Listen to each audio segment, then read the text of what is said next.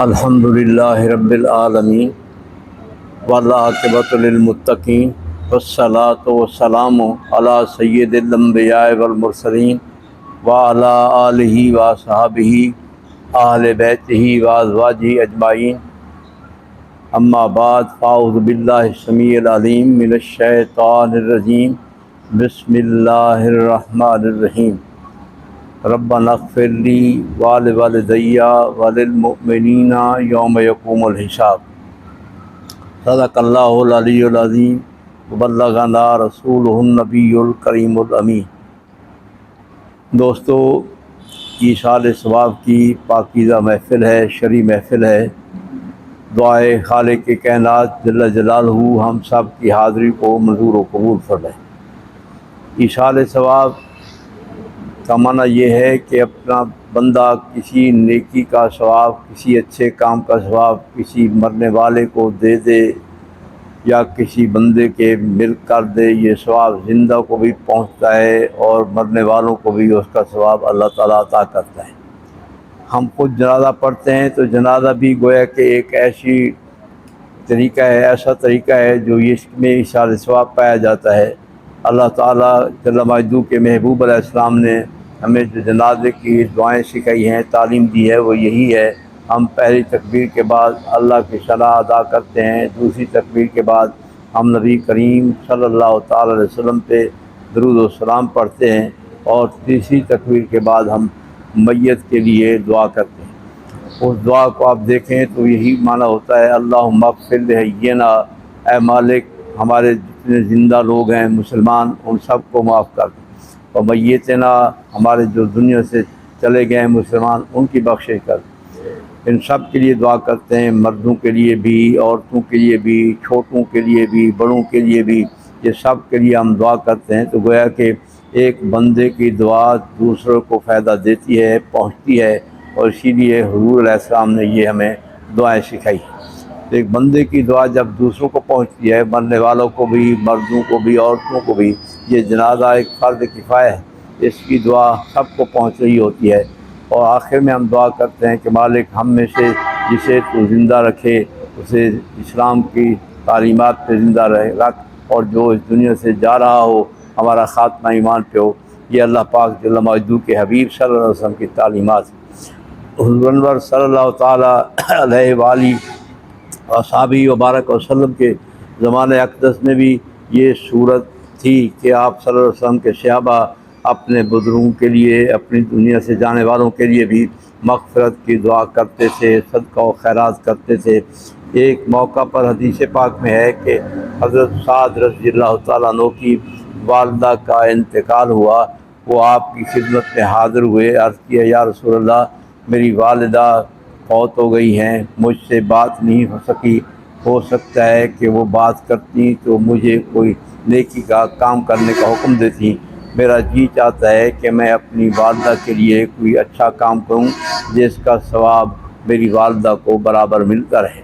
حضور انور صلی اللہ تعالیٰ علیہ وآلہ وسلم نے جب ان کی یہ درخواست سنی تو ارشاد فرمایا کہ سعد تو چاہتا ہے کہ تیری والدہ کو ثواب ملتا رہے؟ عرض کیا جی حضور۔ فرمایا پھر مدینہ طیبہ میں پانی کی کمی ہے، لہذا تو کنواں کھدوا لے، جب کنواں کھد جائے گا، تیار ہو جائے گا، دنیا پانی پیتی رہے گی، تو جتنا دیر پانی پیا جاتا رہے گا تیری والدہ کو اس کا ثواب برابر ملتا رہے گا۔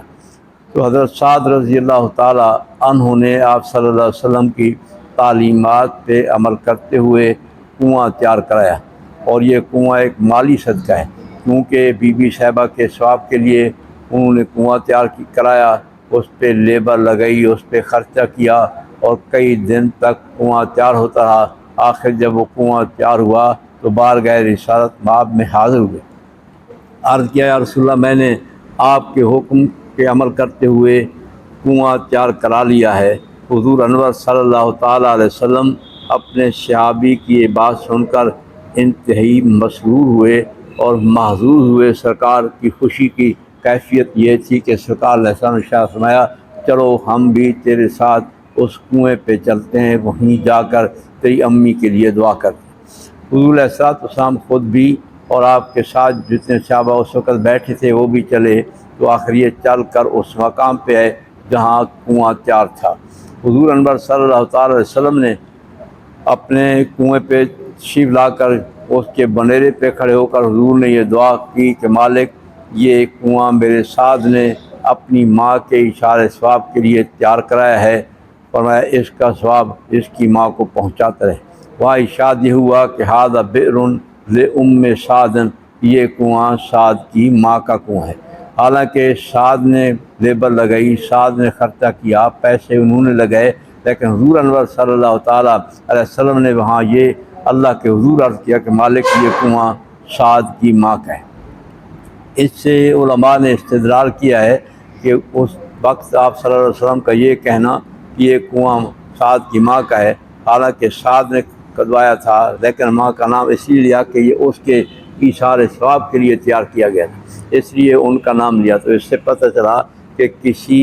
جانے والے بندے کا یا کسی شخصیت کا کسی چیز پر نام لیا جائے تو وہ چیز حرام نہیں ہوتی، اس کی حلت میں کوئی فرق نہیں آتا۔ اس لیے تو نبی پاک شاہ اللہ علیہ الصلوۃ والسلام نے نام لیا تاکہ مسئلہ واضح ہو جائے اور یہ خدشات دور ہو جائیں جو آج کل عوام الناس کے دلوں میں یہ باتیں ڈالی جاتی ہیں کہ غیر کا نام آنے سے چیزیں حرام ہو جاتی ہیں۔ تو نبی پاک صاحب علیہ السلام نے اس خدشے کو پہلے سے شروع سے ختم فرما دیا کہ کسی کا نام آنے سے کوئی چیز حرام نہیں ہوتی جبکہ مقصود رضائے مولا تعالیٰ ہو۔ اس لیے آپ نے ان کی والدہ ماجدہ کا نام لیا، اور یہ آج بھی کنواں ان کی والدہ کے نام سے پکارا جاتا ہے۔ ہم بھی یہی کام کرتے ہیں کہ کوئی کسی کا نام لے لے تو کسی چیز پر کسی کا نام آنے سے اس میں حرمت نہیں ہوتی، بلکہ واقعتاً وہ حلال ہوتی ہے۔ اور صحیح معنی میں ہم مساجد کا نام غیروں کے نام پہ رکھتے ہیں، ہم اسی طرح قربانیوں کا نام ظاہری طور پہ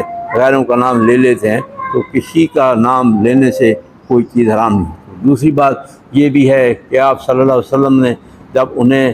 پوچھا تو آپ نے یہ جواب دیا کہ کنواں کھدوا لو۔ یہ پتہ چلتا ہے کہ جب بندہ کوئی اللہ کی رضا کے لیے کوئی اچھا کام کرے تو پہلے دیکھے کہ لوگوں کی ضرورت کیا ہے، اور کسی بندے سے جا کر پوچھتا ہے تو وہ آدمی عالم دین ہے، مفتی صاحب ہے، یا کوئی ایسا ہے جو خیر خواہی کا ادارہ چلا رہا ہے، تو وہ دیکھے کہ کس چیز کی ضرورت ہے۔ اسی طرح مساجد بن رہی ہوتے ہیں، مدارس بن رہے ہوتے ہیں، جاتے ہیں کہ ہم نے یہ خرچہ کرنا ہے پیسہ، تو وہ پوچھے ان سے، مدرسے کے محتمم سے پوچھے، مسجد کے انتظامیہ سے پوچھے کہ کیا چیز کی آپ کو ضرورت ہے۔ خود لے کر پیسے ہی دے دے تو ہو سکتا ہے آپ صفیں لے دیں، صفوں کی ضرورت نہ ہو سکتا ہے آپ پنکھے لے دیں، پنکھوں کی ضرورت نہ ہو سکتا ہے کوئی آپ چیز لے کر آئیں وہ وہاں ضرورت نہ ہو۔ آپ کو یہ سنت ہے مصطفیٰ کریم علیہ السلام سے چلی آ رہی ہے، پوچھیں کہ بھی آپ کو کیا ضرورت ہے، جس چیز کی ضرورت ہو انتظامیہ آپ کو بتائے گی، آپ نے اللہ کی رضا کے لیے دینا ہے، وہ ان کے مشورے سے دے دیجیے۔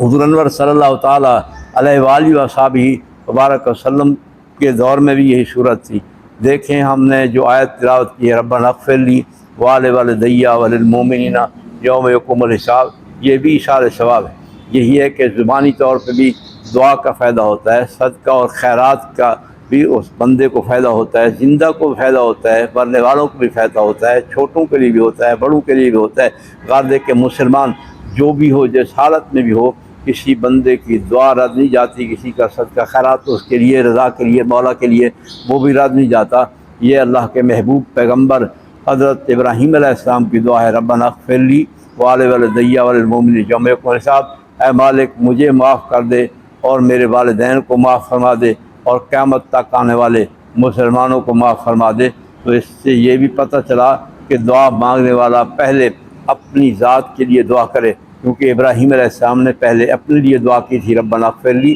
اے مالک ہمیں معاف کر دے، اور پھر اپنے والدین کے لیے دعا کرے، پھر عوام الناس کے لیے، مومنین کے لیے دعا کرے۔ یہ دعا کے آداب بھی ہیں اور دعا کا طریقہ بھی بتائے۔